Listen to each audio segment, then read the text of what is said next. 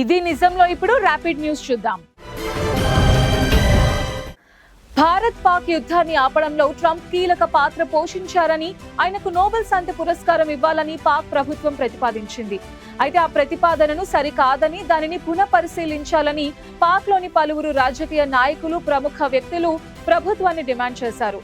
ఇరాన్లోని అణు కేంద్రాలపై అమెరికా దాడులు చేసిన ట్రంప్ కి నోబెల్ పురస్కారం ఇవ్వాలనే ప్రతిపాదన కరెక్ట్ కాదని తెలిపారు.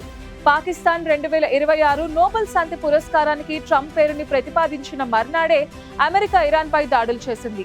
భారత్ పాక్ సంఘర్షణల నేపథ్యంలో శాంతి స్థాపనకు ప్రయత్నించారంటూ పాక్ ప్రభుత్వం ఈ నెల 20న ప్రతిష్టాత్మక నోబెల్ పురస్కారానికి ట్రంప్ పేరుని ప్రతిపాదిస్తున్నట్టు ప్రకటించింది. పాక్ ఉప ప్రధాని, విదేశాంగ మంత్రి ఇషాక్ దార్ సంతకాలు చేసిన సిఫార్సు లేఖను నార్వేలోని కమిటీకి పంపించారు. ఇరాన్ పై దాడులకు పాల్పడిన అమెరికా అధ్యక్షుడిని నోబెల్ బహుమతికి ప్రతిపాదించినందుకు పాక్ ప్రభుత్వం సిగ్గుపడేలా ట్రంప్ ప్రవర్తించారని పాక్ నాయకులు మండిపడ్డారు. ఇకనైనా ఆ ప్రతిపాదనను షరీఫ్ ప్రభుత్వం వెనక్కి తీసుకోవాలని డిమాండ్ చేశారు. కాల్పుల విరమణ కోసం చర్చలు జరుగుతున్న వేళ యుక్రెయిన్ పై రష్యా దాడులు కొనసాగిస్తోంది. రీసెంట్ గా కీవ్ నగరంపై 350కి పైగా డ్రోన్లు, 11 క్షిపణులతో రష్యా విరుచుకుపడినట్టు యుక్రెయిన్ అధికారులు వెల్లడించారు. ఈ దాడిలో 10 మంది పౌరులు ప్రాణాలు కోల్పోగా అనేక నివాస భవనాలు, ఆసుపత్రులు, వాహనాలు ధ్వంసమైనట్టు పేర్కొన్నారు. భవనాల శిథిలాల కింద అనేక మంది ప్రజలు చిక్కుకున్నారని, వారిని బయటకు తీసుకువచ్చేందుకు భద్రతా బలగాలు సహాయక చర్యలు చేపడుతున్నాయని తెలిపారు. క్షతగాత్రులను హాస్పిటల్స్ కు తరలించి చికిత్స అందిస్తున్నామని, మరణాల సంఖ్య మరింత పెరిగే అవకాశం ఉందని అన్నారు. తమపై చేసిన దాడిలో రష్యన్ దళాలు ఉత్తర కొరియాకు చెందిన ఆయుధాలను ప్రయోగించారని యుక్రెయిన్ అధ్యక్షుడు జెలెన్స్కీ ఆరోపించారు. ఇదే విధంగా కిమ్ మాస్కోకు ఆయుధాలను, సైన్యాన్ని పంపిస్తే యుద్ధ పరిస్థితులు మరింత తీవ్రమయ్యే అవకాశం ఉందని ఆందోళన వ్యక్తం చేశారు. ఆపరేషన్ రైజింగ్ లయన్ పేరిట ఇరాన్ పై ఇజ్రాయెల్ తన దాడులను మరింత తీవ్రతరం చేసింది.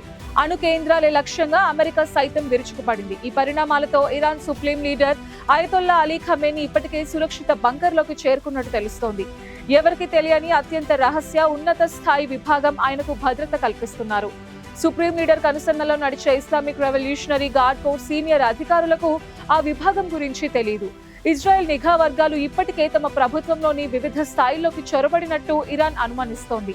ఈ నేపథ్యంలోనే సుప్రీం లీడర్ భద్రత కోసం ఎవ్వరికీ తెలియని అత్యంత రహస్య యూనిట్ ని రంగంలోకి దించినట్టు తెలుస్తోంది. ముందుగానే తనిఖీ చేసిన సిబ్బంది ఆయనకు రక్షణగా ఉన్నట్టు తెలుస్తోంది. ఇటువంటి పరిస్థితుల్లో శత్రువులకు ఎలాంటి అవకాశం లేకుండా ఉంచేందుకు ఎవరికీ తెలియని విభాగమైన భద్రత బాధ్యతలు నిర్వహిస్తోంది. ఈ రహస్య యూనిట్ 24 అవర్స్ విధుల్లో ఉంటుంది. పశ్చిమాసియాలో ఉద్రిక్త పరిస్థితుల కారణంగా గల్ఫ్ దేశాల్లో సైరన్లు మోగుతున్నాయి. గల్ఫ్ మీదుగా వెళ్లే విమాన సర్వీసెస్ ని ఎయిర్ ఇండియా రద్దు చేసింది. ఖతార్లోని అమెరికా ఎయిర్ బేస్ పై ఇరాన్ క్షిపణి దాడుల నేపథ్యంలో గల్ఫ్ మీదుగా వెళ్లే విమాన సర్వీసెస్ ని రద్దు చేస్తున్నట్టు ఎయిర్ ఇండియా ప్రకటించింది. యూరోప్, ఉత్తర అమెరికాలోని తూర్పు తీర ప్రాంతాలకు సర్వీసెస్ ని ఎయిర్ ఇండియా నిలిపివేసింది.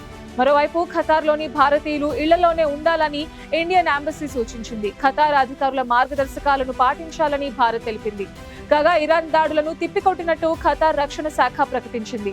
పరిస్థితిని నిరంతరం పర్యవేక్షిస్తున్నామన్న ఖతార్ ఇతర దేశాల పౌరుల భద్రతకు ముప్పు లేదని తెలిపింది. దేశ భద్రత విషయంలో వెనక్కి తగ్గబోమని ఖతార్ స్పష్టం చేసింది.